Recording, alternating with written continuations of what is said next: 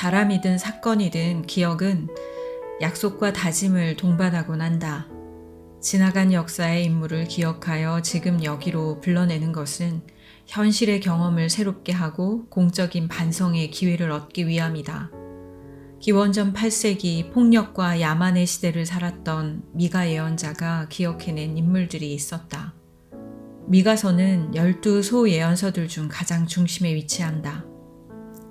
미가 예언자는 남왕국의 아모스 또는 작은 이사야라는 별명을 얻을 정도로 남유다의 사회 정의를 파탄으로 몰고 간 당대의 정권을 향해 거침없는 고발을 퍼부었던 예언자였다.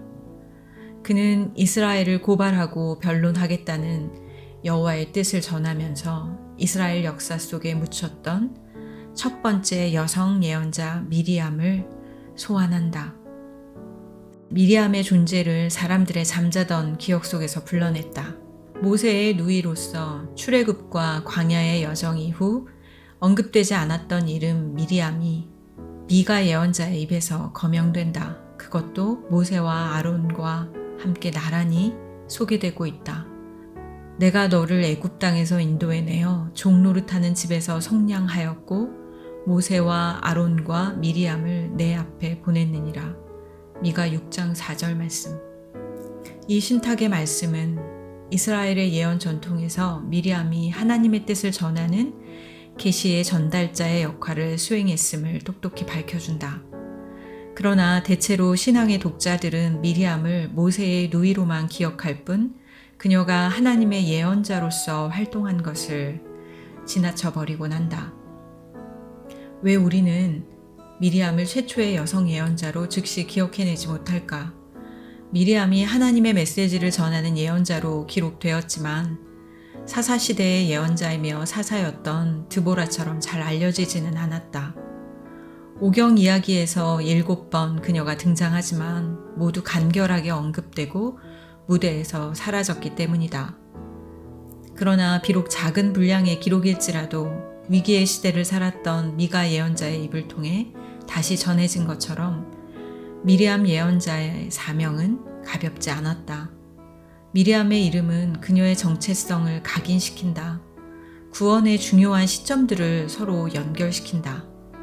미리암의 정확한 히브리 말 발음은 미르얌이다. 쓰다 또는 모질다라는 뜻의 마르와 바다를 뜻하는 얌이 합성된 형태가 미르얌이다. 그녀의 이름은 출애굽 이야기의 중요한 모티프와 연결된다. 출애굽기에서 물은 매우 중요한 은유로서 미리암은 어릴 적부터 물과 인연을 끊을 수 없는 모질고 혹독한 바로의 폭압적인 정치적 상황에서 성장한 여성이다. 이집트의 바로가 히브리 노예들의 폭발적인 인구 성장에 두려움을 느끼고 인구 억제 정책의 일환으로 모든 히브리 남자 아기들을 나일 강물에 던지라는 명령을 내렸던 시점이었다.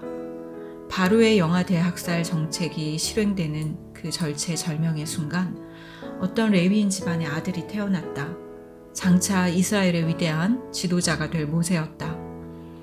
레위인 부부는 바로의 명령에 불복종했지만 더 이상 아기를 숨길 수 없게 되자 아기의 어머니는 갈대 상자를 만들어 방수 처리하고 거기에 아기를 눕혔다. 그리고 남자 아기의 누이는 상자를 나일강에 띄우고 따라가며 지켜본다. 아슬아슬한 상황이었다. 마음 졸이며 따라갔을 아기의 어린 누이는 결정적인 순간을 만나게 된다. 바로의 공주가 강간에 나와 있던 순간이다. 공주가 갈대 상자에서 울고 있는 히브리아 사람의 아기를 발견하고 연민의 감정을 느꼈던 순간이다. 이것을 지켜보던 소녀는 그 순간을 놓치지 않고 공주에게 가서 유모를 소개하겠다며 제안한다.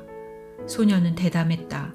한참 후에나 이름이 밝혀질 소녀 미리암이 대화의 주도권을 갖고 공주를 설득했고 자기의 어머니를 공주에게 소개시키기까지 한다.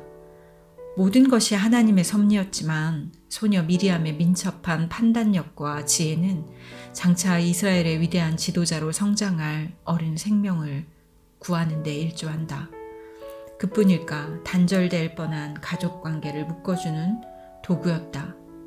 이후 미리암은 이야기 중심에서 사라졌다가 홍해를 건넌 후에 다시 등장한다.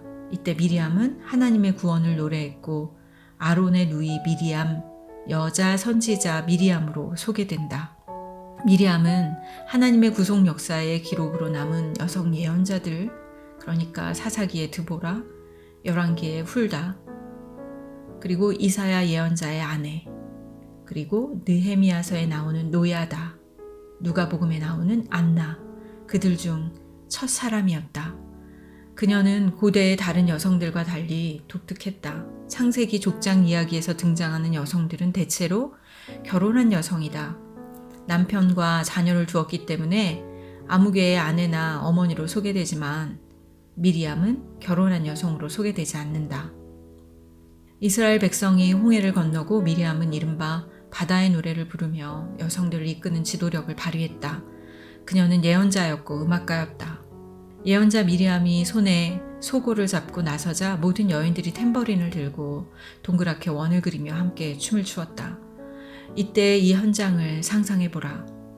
고단했을 두 발은 진흙으로 더러워졌지만 구원과 자유를 얻은 최고의 순간에 미리암의 인도를 따라 모든 여성들은 함께 춤을 추기로 작정한다. 이때 미리암이 회중을 향해 이렇게 노래한다. 너희는 여호와를 찬송하라. 그는 높고 영화로우시며 말과 그 탄자를 바다에 던지셨음이로다. 이스라엘 백성이 바다를 건넌 후 모세가 여호와의 구원하심을 찬양하는 노래를 공동체와 함께 불렀을 때 모세가 불렀던 첫 마디는 미리암의 노래와 똑같다. 모세의 찬양은 미리암의 인도에 따라 공동체가 함께 불러야 할 구원의 벅찬 감격으로 마무리된다.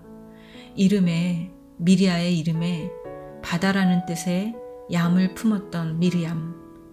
그녀는 히브리 노예의 어린 생명들에게 죽음의 강이었던 나일강에서 동생 모세를 구하려고 민첩한 지혜를 발휘했던 소녀였지만 이제 그녀는 예언자가 되어 위협적인 바다에서 구원받은 이스라엘 자손들과 기뻐하며 회중을 인도하고 있다.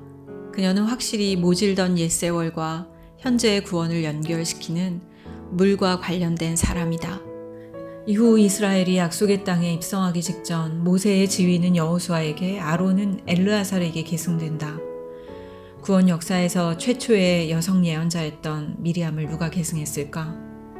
드보라에 이르기까지 어떤 이름도 그를 계승한 이름은 없다.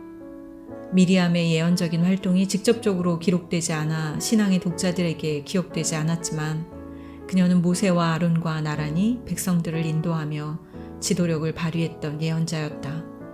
다행히 이것을 기억한 미가 예언자의 기록이 남아있기에 우리는 결혼하지 않았던 자매 최초의 여성 예언자 미리암을 기억해낼 수 있다. 그리고 지금 나는 미리암의 뒤를 이어 예언자적인 소명을 간직하고 하나님 말씀을 나누는 벗들과 구원의 감격을 구성지게 노래하고 싶다. 그때 혼돈의 바다를 마른 땅으로 바꾸신 하나님의 구원을, 그리고 그 후 1500년의 세월을 지나 죽음과 어둠의 장막을 뚫고 부활의 첫 열매가 되신 예수 그리스도의 그 신비를, 그리고 또 다시 맞이하게 될 4월 부활의 소망을 기다리며 혼돈과 어둠의 시간을 견디는 모든 이들과 함께 구원의 감격을 노래하고 싶다.